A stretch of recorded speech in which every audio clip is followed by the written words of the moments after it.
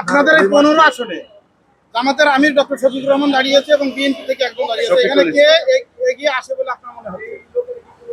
এখন এখন পর্যন্ত দেখা যায় যে আমাদের আমির শফিকুল ইসলাম এগিয়ে আছে। আপনি ভোট দিবেন? আমার এ জায়গায় ভোটার না, আমার ভোট আছে।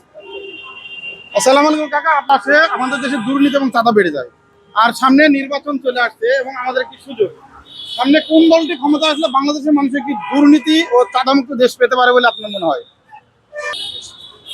বাংলাদেশের পক্ষে যারা কাজ করবে তাদেরকেই আসলে সামনে ইলেকশনে ভোট দেওয়া উচিত। জামাতও ভালো, বিএনপিও ভালো, তো যাদের অভিজ্ঞতা আছে কাজ করার আমি তাদেরকেই ভোট দেব। আমরা এখন ঢাকা 15 আসনে রয়েছি। এই আসন থেকে জামাতের ডাক্তার শফিকুর রহমান আর বিএনপি থেকে শফিকুল ইসলাম, কোন দলের প্রচারণা বেশি লক্ষ্য করছেন? দুই দলই প্রচারণা করছে, তো আমি ধানের শীষে ভোট দেবো।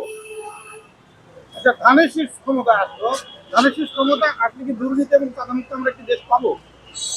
যেহেতু সবাই কমিটমেন্ট করতেছে যে তারা ভালো কিছু করবে, সবার তো বক্তব্য শুনতেছি, তো আশা করা যায়, আশা করতে তো অসুবিধা নাই।